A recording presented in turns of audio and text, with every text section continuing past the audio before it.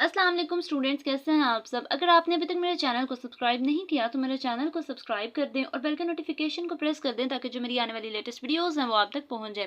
तो जैसा कि मैंने अपनी प्रीवियस वीडियो में सॉल्व प्रॉब्लम जो है उसको एक्सप्लेन किया था, तो जो मेरी आज की वीडियो है ये है जी पेज नंबर 109 पे, और क्वेश्चन नंबर 3 को एक्सप्लेन करूंगी। तो सबसे पहले क्वेश्चन नंबर 3 की स्टेटमेंट रीड कर लेते हैं।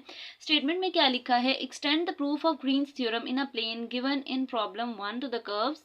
नेक्स्ट क्या है, C, which line parallel to the coordinate axis may cut C in more than 2 points। अब देखिए सबसे पहले क्या कहना चाह रहे हैं वो कि हमारे पास ग्रीन थ्योरम हम लोगों ने प्रूव कर लिया था अपनी प्रीवियस वीडियो में। वो कह रहे हैं लेकिन ये इसका एक्सटेंडेड प्रूव है कि हम इस मेथड से भी ग्रीन थ्योरम को प्रूव कर सकते हैं। ठीक है, उसके बाद वो कह रहे हैं कि हमारे पास एक कोऑर्डिनेट एक्सिस है। कोऑर्डिनेट एक्सिस का वर्ड जहाँ पे भी आ जाएगा इसका मतलब हमारे पास जो बात की जा रही है वो किसी एक्स वाई प्लेन की बात की जा रही है। ठीक है, जिसमें एक्स की वैल्यूज़ होंगी और वाई वाली वैल्यूज़ होंगी।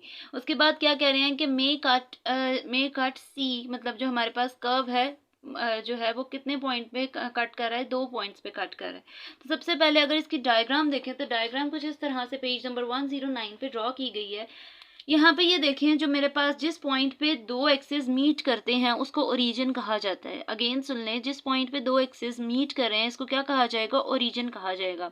ये जो मेरे पास हॉरिजॉन्टल लाइन होती है इसको एक्स एक्सिस कहा जाता है, और इसके अलावा अगर आप देखें कि जो वर्टिकल लाइन है उसको क्या कहा जाएगा, सॉरी वाई एक्सिस कहा जाएगा। ठीक है, अब इसके अलोंग एक कर्व है। ठीक है, और इस कर्व को उन्होंने कहा है कि जो है ये 2 पॉइंट्स पे कट किया गया है। ठीक है, तो मैंने उसको क्या कहा कि जो मूवमेंट है वो हमेशा, जब भी हम लोगों ने किसी भी कर्व की मूवमेंट देखनी है तो वो हमेशा एंटी क्लॉकवाइज होगी। एंटी क्लॉकवाइज का मतलब है कि हमेशा पॉजिटिव ली जाएगी, नेगेटिव जो है वो कर्व नहीं लिया जाता। ठीक है, अब यहाँ पे देखें जो मेरे पास मूवमेंट है वो इस तरह से, जब हम इस डायरेक्शन में मूव करेंगे तो इसको एंटी क्लॉकवाइज कहा जाता है। ये देखें, अगर मैं ड्रॉ करूँ तो इस तरह से जो मूवमेंट है, ये देखें इस तरह से जो मूवमेंट है इसको क्या कहा जाएगा, एंटी क्लॉकवाइज कहा जाएगा।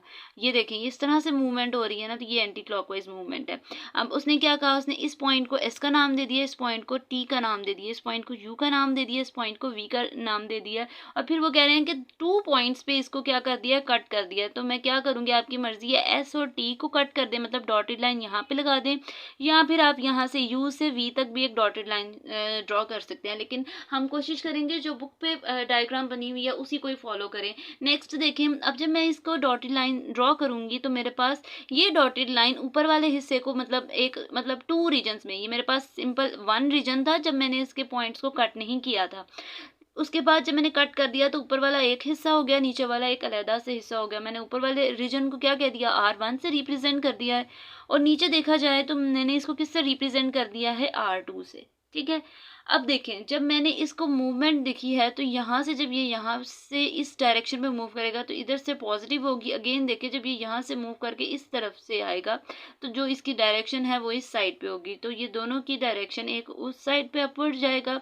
ठीक है, और जो इधर से अगर डायरेक्शन मूव करके इस पॉइंट से मूव की जाए तो वो इस तरह से होगी। तो ये एरोज रिप्रेजेंट कर रहे हैं उसकी डायरेक्शन को। नेक्स्ट देखें, ये तो मैंने स्टेटमेंट रीड किया, उसके बाद और डायग्राम जो है उसको एक्सप्लेन किया है। अब मैं नेक्स्ट क्या करूँगी, जो मेरे पास कंस्ट्रक्शन जो है, मतलब जिस तरह से हम लोगों ने इसकी कंस्ट्रक्शन करनी है, नेक्स्ट इसको सॉल्व कैसे करना है वो जो है उसको पहले देखा जाएगा। सबसे पहले देखें, स्टेटमेंट मैंने रीड कर ली थी, अगेन देखें, consider a closed curve C such as shown in the adjoining figure. मैंने ये चीज़ बता दी है कि हमारे पास एक क्लोज्ड कर्व है सी, जो कि फिगर में हम लोगों को पता है, in which lines parallel to the axis में meet C in more than 2 points. क्या कह रहे हैं कि हम लोगों के जो 2 पॉइंट्स पे वो क्या करेंगी, मीट करेंगी।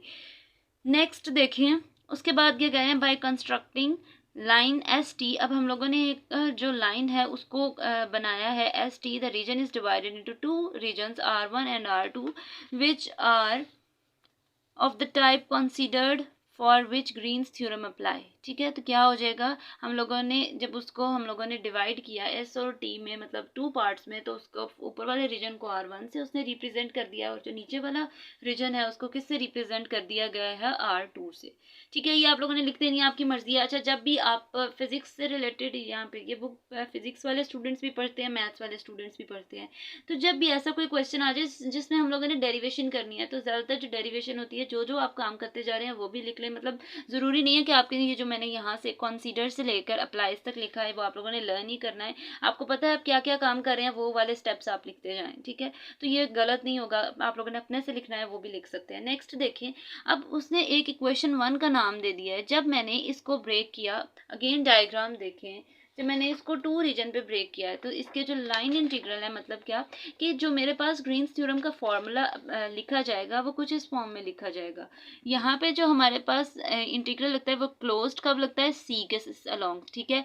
M D X plus N D Y ये मेरे पास ग्रीन्स थ्योरम का जनरल फॉर्मूला है, तो वो लिख दिया जाएगा is equal to reason R1 पे आएगा। वैसे हम यहाँ पे R ही लिखते हैं, कैपिटल R, लेकिन यहाँ पे अब मैं क्या करूँगी, R1 लिखूंगी, वो भी मैं बताती हूँ क्यों R1 आएगा। उसके बाद ये मेरे पास अगेन जो इसका जनरल फॉर्मूला है ग्रीन्स थ्योरम का वो लिख दिया जाएगा, partial n over partial x minus partial m over partial y dx dy, ठीक है। अब यहाँ पे देखें तो ये जो डायग्राम है इसका रीजन देखा जाए तो एस टी यू एस, ये देखें तो मूवमेंट कैसे हो रही है, एस टी यू फिर एस, ठीक है। ये वाला ऊपर वाला जो इसका पोर्शन है वो देख रहे हैं, एस से मूवमेंट टी पे, टी से यू पे, यू से एस पे। तो एस टी यू एस मेरे पास अगर इस रीजन के अलोंग देखा जाए तो कुछ इस तरह से मैंने उसका इंटीग्रल लिखा है। जो हमारे पास कर्व था अलोंग द कर्व सी, और जो मेरे पास रीजन आएगा वो किससे आ जाएगा, R1, क्योंकि मैंने उनको ब्रेक कर दिया था। ए रीजन जो टोटल रीजन था उसको मैंने ब्रेक कर दिया 2 पार्ट्स में, एक को R1 से रिप्रेजेंट किया गया है और जो दूसरा पार्ट है उसको R2 से रिप्रेजेंट कर दिया गया है। नेक्स्ट देखें, अब मैं क्या करूँगी, ये तो मेरे पास एक रीजन हो गया। अब अगेन हम लोग, आपकी मर्जी है, यहाँ पे सिमिलरली का वर्ड भी लिख सकते हैं, लेकिन आप यहाँ पे अगेन वो फॉर्मूला, मतलब मैं अगेन अगर बताऊँ डायग्राम से तो ये देखें, यहाँ पे अगर देखें अब मैंने मूवमेंट क्या देखनी है, यहाँ से देखें तो कहाँ से स्टार्ट हो रहा है, S V T S. Again देखें अब जो इंटीग्रल आएगा वो क्या आएगा, एस वी टी एस, और जो रीजन आएगा मेरे पास R2 आ जाएगा। अगेन फॉर्मूला वही लिखा जाएगा।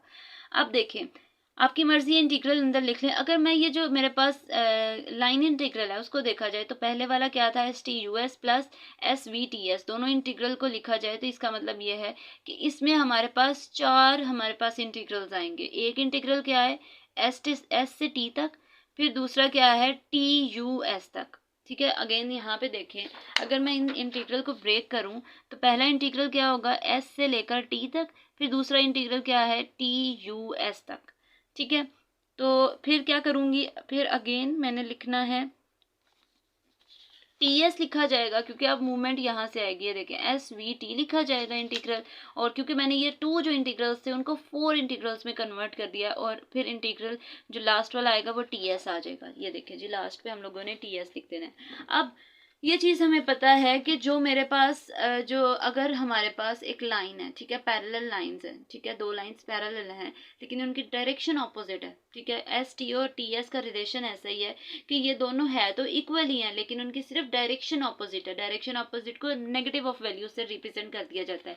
तो ये मैंने यहाँ पे लिखा है यूजिंग द फैक्ट ये वाला यूज़ हुआ है कि अगर एस टी है तो यहाँ पे जो मेरे पास टी एस है वो भी नेगेटिव, मतलब अगर इसके साथ माइनस लगा दिया जाए तो वो भी एस टी ही हो जाएगा। तो आपकी मर्जी है, आप टी एस को चेंज करना है, टी एस को चेंज कर दें एस टी की जगह। तो मैं क्या करूँगी, ये जो इंटीग्रल एस टी है इसकी जगह रिप्लेसमेंट हो जाएगी इस माइनस इंटीग्रल टी एस की, ये माइनस प्लस कटिंग हो जाएगा। तो मेरे पास नीचे इंटीग्रल क्या आ जाएगा, ये देखें, ये मेरे पास इंटीग्रल आ जाएगा T U S plus S V T, ठीक है। अगेन इन दोनों का सम करें तो T U S V T, ठीक है, इस तरह से आएगा।